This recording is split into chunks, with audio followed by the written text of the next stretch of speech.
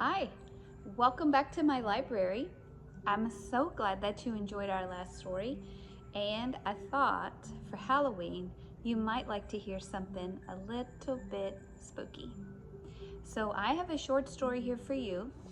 It's called Click Clack the Rattlebag.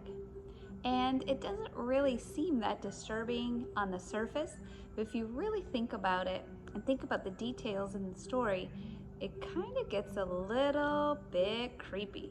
So, hopefully you enjoy it, and maybe at the end, you can try to sketch out what you think a click clack looks like. Click Clack the Rattlebag by Neil Gaiman. Before you take me up to bed, will you tell me a story? Do you actually need me to take you up to bed? I asked the boy. He thought for a moment, then with intense seriousness, yes, actually, I think you do. It's because I've finished my homework and so it's my bedtime and I'm a bit scared. Not very scared, just a bit. But it is a very big house and lots of times the lights don't work and it's sort of dark. I reached over and tousled his hair. I can understand that, I said. It is a very big old house. He nodded. We were in the kitchen where it was light and warm. I put down my magazine on the kitchen table.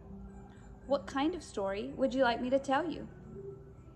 Well, he said thoughtfully, I don't think it should be too scary because then when I go up to bed, I will just be thinking about monsters the whole time. But if it isn't just a little bit scary, then I won't be interested. And you make up scary stories, don't you? I know she says that that's what you do. She exaggerates. I write stories, yes. Nothing that's been published yet, though. And I write lots of different kinds of stories. But you do write scary stories. Yes. The boy looked up at me from the shadows by the door where he was waiting. Do you know any stories about Click Clack the Rattlebag? I don't think so. Those are the best sorts of stories. Do they tell them at your school? He shrugged. Sometimes. What's a Click Clack the Rattlebag story? He was a precocious child and was unimpressed by his sister's boyfriend's ignorance. You could see it on his face. Everybody knows them. I don't, I said, trying not to smile. He looked at me as if he was trying to decide whether or not I was pulling his leg. He said, I think maybe you should take me up to my bedroom and then you can tell me a story before I go to sleep. But a very not scary story because I'll be up in my bedroom then and it's actually a bit dark up there too. I said, shall I leave a note for your sister telling her where we are? You can, but they'll hear when we get back. The front door is very slammy.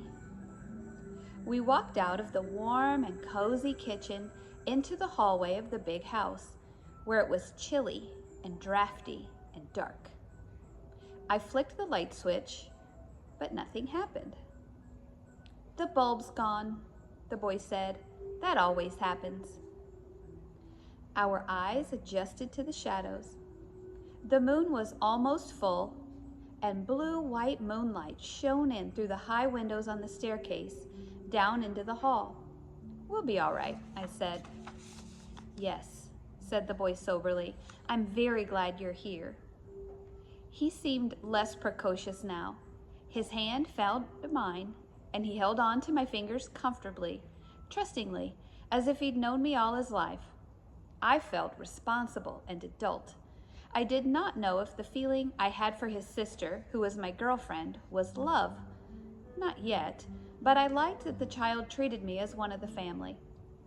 I felt like his big brother, and I stood taller, and if there was something unsettling about the empty house, I would not have admitted it for the world. The stairs creaked beneath the threadbare stair carpet. Click-clacks, said the boy, are the best monsters ever. Are they from television? I don't think so. I don't think people know where they come from. Mostly they come from the dark. Good place for a monster to come. Yes. We walked along the upper corridor in the shadows, walking from patch of moonlight to patch of moonlight. It really was a big house. I wished I'd had a flashlight. They come from the dark, said the boy, holding onto my hand. I think probably they're made of dark. And they come in when you don't pay attention. That's when they come in. And then they take you back to their, not nests. What's a word that's like nests, but not? House? No, it's not a house. Lair? He was silent then. I think that's the word. Yes, lair. He squeezed my hand and stopped talking. Right, so they take the people who don't pay attention back to their lair. And what do they do then, your monsters? Do they suck all of the blood out of you like vampires? He snorted. Vampires don't suck all the blood out of you. They only drink a little bit, just to keep them going and, flying around. Click-clacks are much scarier than vampires. I'm not scared of vampires, I told him. Me neither. I'm not scared of vampires either. Do you want to know what click-clacks do? They drink you, said the boy. Like a Coke? Coke is very bad for you, said the boy. If you put a tooth in Coke in the morning, it will be dissolved into nothing. That's how bad Coke is for you and why you must always clean your teeth every night. I'd heard the Coke story as a boy and had been told as an adult that it wasn't true, but I was certain that a lie which promoted dental hygiene was a good lie, so I let it pass. Click-clacks drink you, said the boy.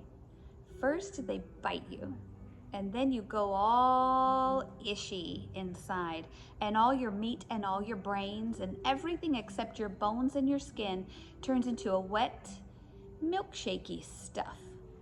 And then the click-clack sucks it out through the holes where your eyes used to be.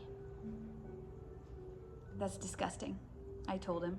Did you make that up? We'd reached the last flight of stairs, all the way into the big house. No. I can't believe you kids make up stuff like that. Well, you didn't ask me about the rattlebag, he said. Right. What's the rattlebag?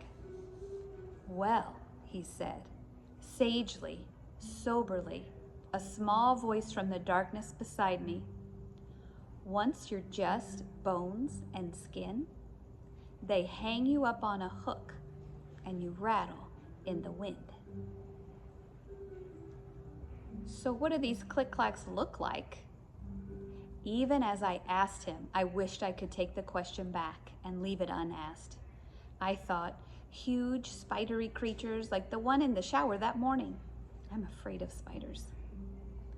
I was relieved when the boy said, they look like what you aren't expecting, what you aren't paying attention to. We were climbing wooden steps now. I held on to the railing on my left and held his hand with my right as he walked beside me. It smelled like dust and old wood that high in the house. The boy's tread was certain, though, even though the moonlight was scarce. Do you know what story you're going to tell me to put me to bed? He said. It doesn't actually have to be scary. Not really.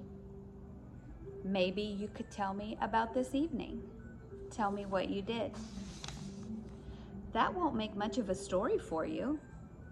My girlfriend just moved into a new place on the edge of town. She inherited it from an aunt or someone. It's very big and very old. I'm going to spend my first night with her tonight, so I've been waiting for an hour or so for her and her housemates to come back with the takeout food. See, said the boy, And there was that precocious amusement again. But all kids can be insufferable sometimes. When they think they know something you don't, it's probably good for them. You know all that, but you don't think. You just let your brain fill in the gaps. He pushed open the door to the attic room. It was perfectly dark now, but the opening door disturbed the air, and I heard things rattle gently, like dry bones in thin bags in the slight wind. Click, clack, click, clack, like that. I would have pulled away then, if I could, but small, firm fingers pulled me forward, unrelentingly, into the dark.